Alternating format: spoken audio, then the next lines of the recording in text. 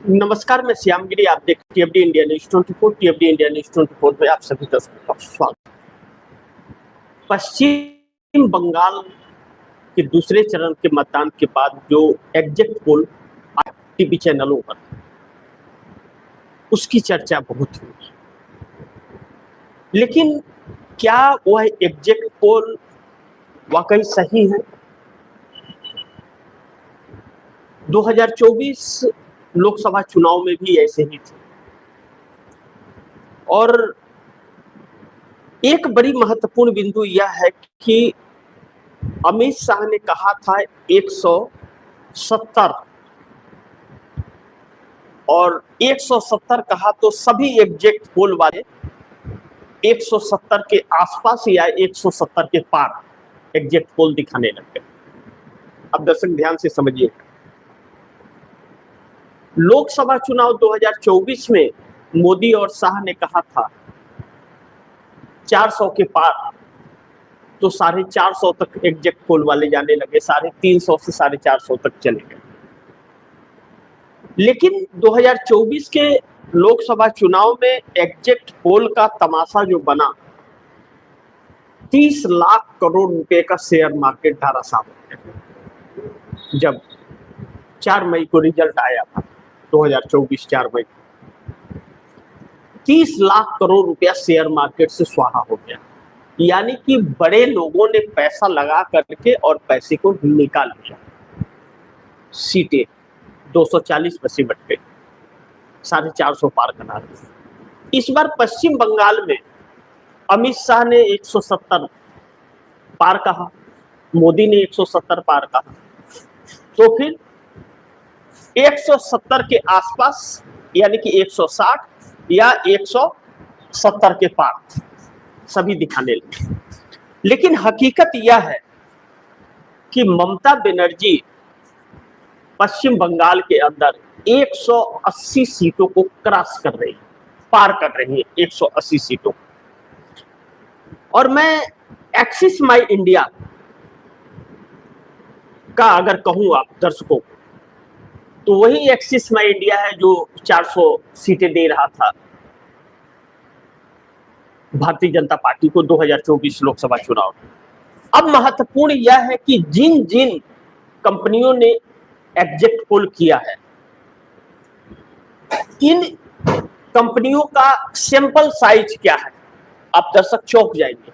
लेकिन पश्चिम बंगाल की 3 कंपनियां जो पश्चिम बंगाल के गांव-गांव में पहुंच रही थी, उनका आप दर्शकों को चौंकाएगा। इसीलिए मैंने कहा कि 2021 विधानसभा चुनाव में भी भारतीय जनता पार्टी को यही सारे एग्जिट पोल चुनाव जीता रहे थे, 200 के नजदीक पहुंचा रहे थे।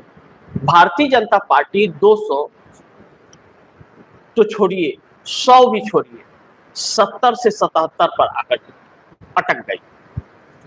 इस बार यही, ध्यान से समझिएगा, 2021 विधानसभा चुनाव में पश्चिम बंगाल में यही exit poll Bharatiya Janata party को 200 के आसपास पहुंचा रहे थे, तो 77 सीटों पर भाजपा सिमट गई और यही अब 170 के पार पहुंचा रहे हैं। तो सोचिए कहीं 50 पर तो नहीं अटक जाएगी भाजपा। लेकिन नहीं, भाजपा 80 से लेकर के 100 के आसपास आ रही है और ममता बनर्जी का 180 पार होगा, यह तय है। अब ऐसे में हम लोग कुछ आकलन समझने का प्रयास करते हैं। जैसा मैंने कहा, मोदी बंगाल में फेल हो गए। एग्जिट पोल के जरिए कुछ लोगों को, सट्टा बाजार को, शेयर मार्केट को कुछ कमाई का प्रावधान अवसर प्राप्त कराए। एग्जिट पोल से माहौल बना दिया। एग्जिट पोल से मोदी ने फेल हो गए। अब पश्चिम बंगाल में क्या करें, मातम मनाए 4-5 दिन, 4 तारीख को काउंटिंग होना है, तो माहौल बना दिया एग्जिट पोल से। और ममता बनर्जी सरकार बनाएगी, यानी कि टीएमसी सरकार बनाएगी। अब दर्शक सोचिए, जो 23 तारीख से ही मैं लगातार अपने हर कार्यक्रमों में आप दर्शकों को बता रहा हूं समझना बहुत जरूरी है कि पश्चिम बंगाल के अंदर पहले चरण के मतदान, इसे बड़ी ध्यान से समझिए आप दर्शक, इस पर गौर कीजिएगा, आप दर्शक बहुत कुछ समझ जाएंगे। पहले चरण के मतदान और दूसरे चरण मतदान को मैं पैरेलल लेकर के चलता हूं, इसे समझिए और सोचिए कि क्या अकस्मात ऐसा हो सकता है क्या। बड़ी ध्यान से, पहले चरण के मतदान में सुबह 9 बजे जब चुनाव आयोग का वोट प्रतिशत आता है, 7 बजे से मतदान शुरू होता है और 9 बजे पहला रुझान आता है 2 घंटे का, तो पहले चरण में चुनाव आयोग कहता है कि 18.76% वोट पड़े हैं, 76%। दूसरे चरण में 9 बजे कहता है कि 18.39%, यानी कि सेम है, 0.04% का डिफरेंस था। लेकिन 11 बजे पहले चरण में 41.11% बताता है और दूसरे चरण में 40.39% बताता है, यानी कि सेम। पहले चरण में 1 बजे चुनाव आयोग अपने आंकड़े देता है परसेंटेज का 62.18%, 62.18% कहता है और दूसरे चरण में 78.68% देता है। अब यह चीजें जो हैं, आप देखिए, नहीं एक मिनट, मैं गलत कह गया आप दर्शकों से, आप दर्शकों को मैं बताऊं, मैं 11 बजे से फिर शुरू करता हूं। 11 बजे 41.11% कहता है पहले चरण में, दूसरे चरण में 40.39% कहता है, 40.39%, यानी कि सेम पोजीशन पर है। और 1 बजे 62.18% पहले चरण में कहता है और दूसरे चरण में कहता है 61.96%। 3 बजे 78.77% पहले चरण में कहता है, दूसरे चरण में 78.68% कहता है और 5 बजे पहले चरण में 89.93% और दूसरे चरण में 89.99%, यानी कि पहले चरण से 0.01% ज्यादा मतदान हो गया, यानी कि कड़ियां को जोड़िए कि परसेंटेज 93 आया और टोटल 95% पहले चरण में भी और दूसरे चरण में। अब यह वोट प्रतिशत हो गया। आप दर्शक चुनाव आयोग के गतिविधियों को इससे समझ लीजिए। अब बात आती है कि क्या, मैंने कहा कि मोदी बंगाल में फेल हो गए, एग्जिट पोल से माहौल बनाया गया है और ममता ही सरकार बनाएंगे।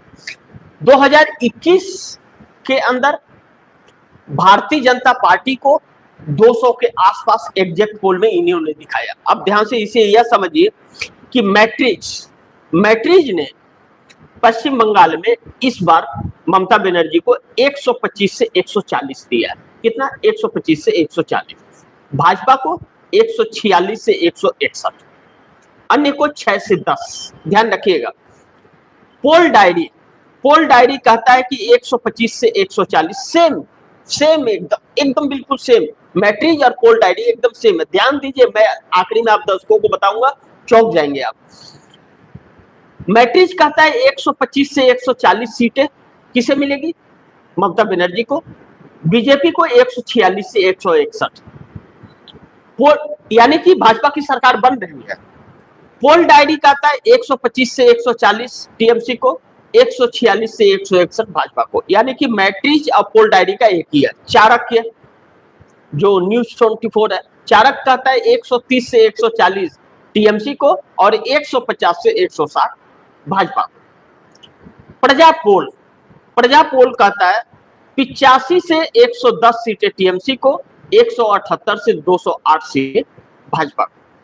कहीं ऐसा तो नहीं कि भाजपा का जो एग्जिट पोल है वो टीएमसी को दिखा दिया और टीएमसी का जो है वो भाजपा को दिखा दिया? इधर का उधर, उधर का इधर गुमराह किया जा रहा है। अब आइए पीपल्स पल्स, जो पश्चिम बंगाल के हर जगहों पर मौजूद है। पीपल्स पल्स कहता है कि 177 से 187 सीटें टीएमसी को मिलेंगी और 95 से 110 भाजपा को। मैंने आपको क्या कहा कि कहीं ऐसा तो नहीं कि प्रजा पोल, चाणक्य, पोल डायरी, मैट्रिक्स ने भाजपा के सीटों को टीएमसी पर दिखा दिया और टीएमसी की सीटों को भाजपा पर दिखा दिया, जबकि पीपल्स पल्स का सीधा उल्टा है। यह लोग जो भाजपा को दे रहे हैं, पीपल्स पल्स वह टीएमसी को दे रहा है, और जो ये लोग टीएमसी को दे रहे हैं वह भाजपा को दे रहा है। कितना?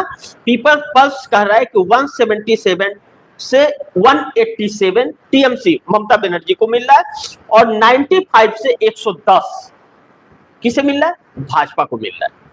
अब इसे समझना यह जरूरी है कि इसका सिंपल साइज क्या है। सिंपल साइज तो मैट्रिक्स, पोल डायरी, चाणक्य, प्रजा पोल, पीमार्क्यू,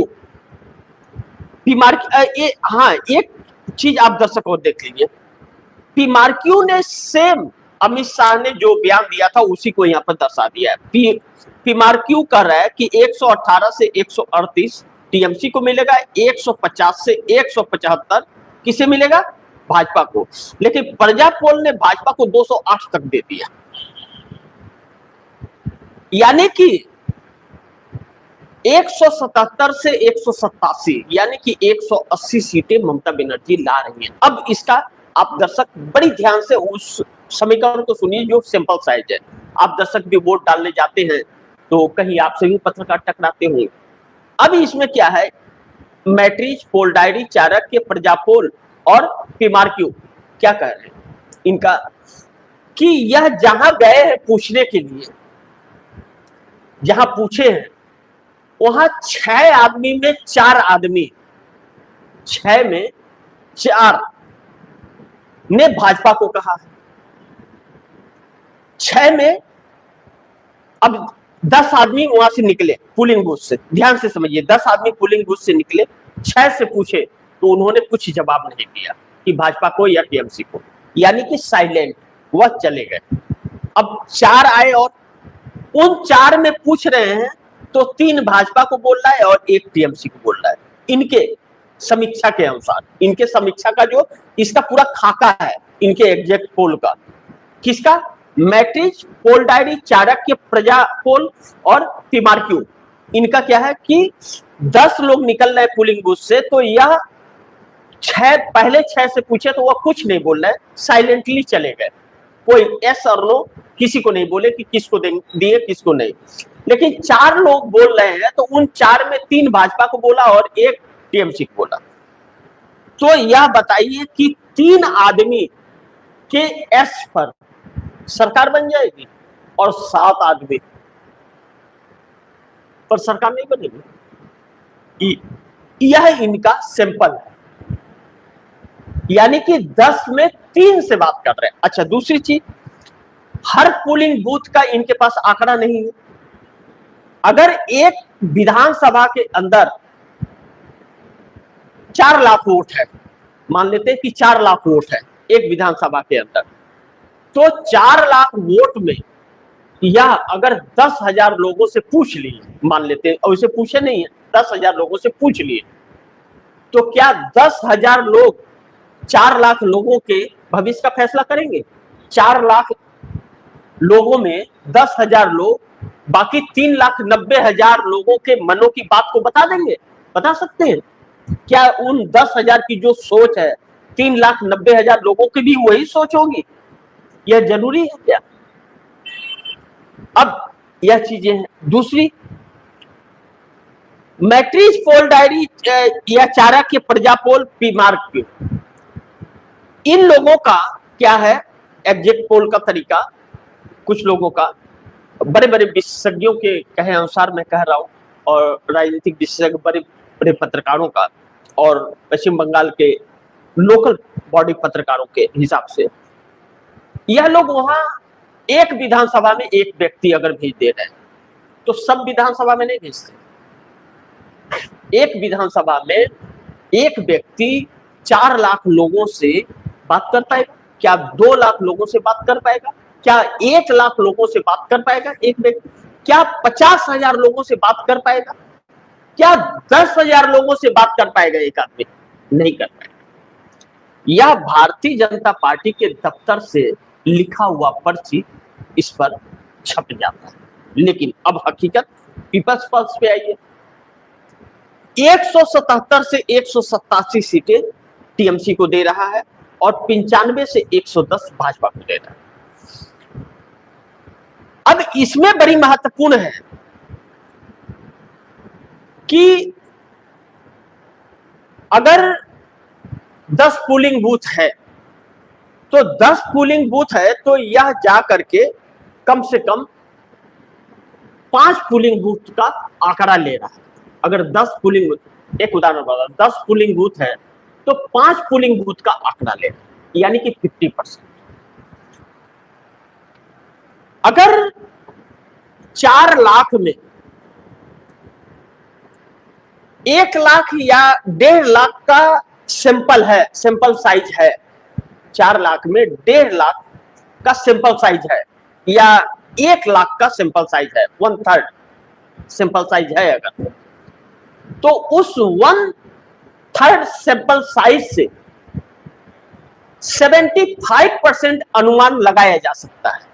क्योंकि अगर 4 लाख में 1 लाख लोगों से बात हो रही है तो एक परिवार में अगर 4 लोग हैं तो उससे अनुमान लग जाता है। वैसे वोटिंग के दौरान पत्नी किसको दे रही है, बेटा किसको दे रहा है, पति किसको दे रहा है, पता ही नहीं चलता, क्योंकि उन सबका मत अलग अलग रहता है। लेकिन यहाँ पर बड़ी महत्वपूर्ण यह रहा कि जो मार्क करने वाली चीज रही, बहुत ज्यादा ध्यान देने वाली रही, यहाँ एसआईआर जो रहा, एसआईआर के तहत जो नाम कटे लोगों का, पहले कार्यक्रम में भी मैंने आप दर्शकों को बताया था कि चुनाव पश्चिम बंगाल का ममता वर्सेस मोदी में हुआ ही नहीं था, चुनाव जनता बनाम चुनाव आयोग हुआ था।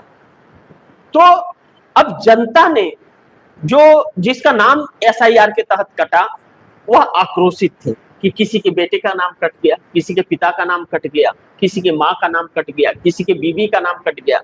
और दूसरा एक पहलू इसमें बहुत जबरदस्त था कि अगर कोई लड़की शादी करके अपने घर से वह ससुराल चली गई तो उसका नाम कट गया, उसका नाम दर्ज नहीं हुआ, क्योंकि यहाँ पर घोष थी तो वहां पर बनर्जी थी तो उसका नाम नहीं चला, उसको काट दिए लोगों ने नाम।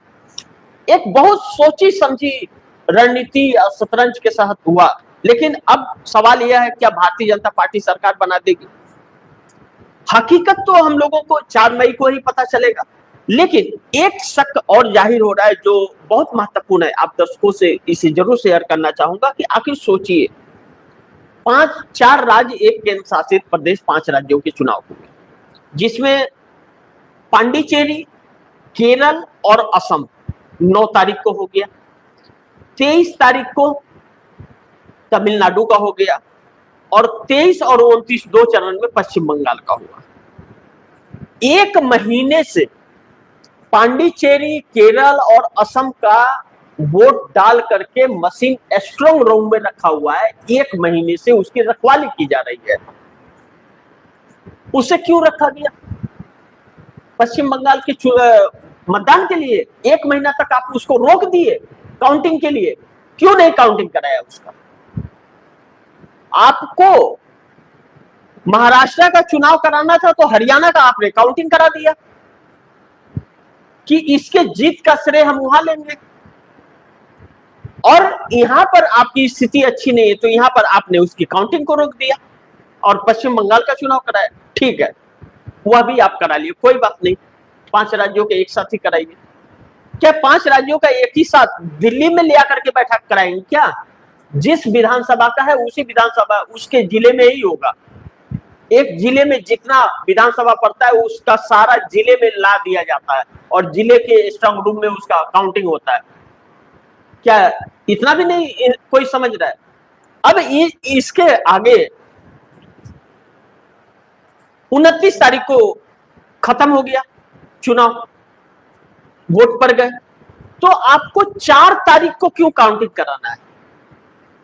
आप 1 तारीख को करा सकते थे, आप 2 तारीख को करा सकते थे, 4 तारीख क्यों? ये 5 दिन का वक्त आपको बीच में क्यों चाहिए? 5 दिन का वक्त काउंटिंग के लिए क्यों चाहिए? What is this reason? यह 5 इसलिए चाहिए, जैसा कि अब मैं उस मुद्दे पे आ जाता हूं जो मैं बार बार आप दर्शकों को बोला कि इस एग्जिट पोल जो संदेह के घेरे में है, वह वोट प्रतिशत चुनाव आयोग का पहले चरण का और दूसरे चरण का सिमिलर पैरेलल जो है, यह संदेह के घेरे में है कि क्या चुनाव आयोग ने शुरू से ही वोट प्रतिशत भारतीय जनता पार्टी के पक्ष में बढ़ा करके किया है, शो किया है, क्योंकि 10.5% वोट प्रतिशत का डिफरेंस ममता बनर्जी और भारतीय जनता पार्टी में था। कितना? 10.5% वोट प्रतिशत का डिफरेंस था। ममता बनर्जी 10.5% ज्यादा वोट उनके पास था भारतीय जनता पार्टी के नाम। अब ऐसे में अगर चुनाव आयोग ने ऐसा किया है तो वोट तो मशीन में पड़ा है, तो उसे क्या, उसे 2 रास्ते कि वोट प्रतिशत मैनेज कर दिया तो मशीन भी तो मैनेज करना पड़ेगा। आखिर भारतीय जनता पार्टी क्यों निराश है एग्जिट पोल के बाद? एग्जिट पोल तो उसके मन चाहे का आ रहा है, तो मनाए जश्न, मिठाइयां बांटना शुरू करे, क्यों नहीं? क्योंकि सरकार ममता बनाए और 180 सीटें आ रही है ममता की। 4 मई बहुत ज्यादा दिन नहीं है, बहुत नजदीक है। 4 मई को सारी चीजें, तस्वीरें साफ हो जाएंगी। तो मेरा यह कहना है कि मोदी ने एग्जिट पोल को भी मैनेज कर लिया है, पूरी तरह से मैनेज किया। जो अमित शाह ने भाषणों में कहा वही एग्जिट पोल दिखा दिया गया। सेम परिस्थितियां 2024 लोकसभा चुनाव का 450 पार तो सब 450 तक दे, 350 से 450 देने लग गए। 170 पार तो 160 से 185 तक देने लग गए। लेकिन सरकार तो ममता ही बनाएंगे, क्योंकि उनके पास वोट है और भारतीय जनता पार्टी के पास एग्जिट पोल है। तो अब देखना यह महत्वपूर्ण होगा कि 4 मई को जब आएगा, लेकिन आप दर्शकों को मैं बताऊं कि 4 मई को जब एग्जिट पोल होगा तो केरल का, पांडिचेरी का, तमिलनाडु का, असम का, पश्चिम बंगाल का सारे हाल हम लोग बताएंगे आपको लाइव पूरा सुबह से शाम तक, जब तक फाइनल नहीं हो जाएगा आप तक, उस वक्त तक बताते रहेंगे आप लोगों को। हम लोग प्रोग्राम करते रहेंगे उस पर, लेकिन स्क्रीन प्ले हम लोग नहीं दिखा पाएंगे क्योंकि हम लोग के पास इस वक्त कुछ फॉल्ट चल रहा है स्टूडियो में, तो स्क्रीन प्ले नहीं दिखाएंगे, लेकिन सारे हाल आपको लाइव बताते रहेंगे। तो आप दर्शकों से गुजारिश है से ज्यादा लोग जुड़िएगा 4 मई को, और सुबह 8 बजे से हम लोग जब तक रिजल्ट फाइनल नहीं हो जाता आप दर्शकों को बताते रहेंगे। तो इसी के साथ आप दर्शकों से इजाजत चाहूंगा, अगली खबर के साथ फिर हाजिर होऊंगा। लेकिन आप दर्शकों के राय क्या है, सुझाव क्या है, कमेंट बॉक्स में जरूर दीजिएगा। इस खबर को ज्यादा से ज्यादा शेयर कीजिएगा, अपने दोस्तों को भी कहिएगा आगे शेयर करें, और आपने केबी इंडिया न्यूज 24 को सब्सक्राइब नहीं किया, सब्सक्राइब कर लीजिए, अपने दोस्तों को भी कहिएगा सब्सक्राइब करें। मिलते हैं अगली खबर के साथ, तब तक के लिए नमस्कार।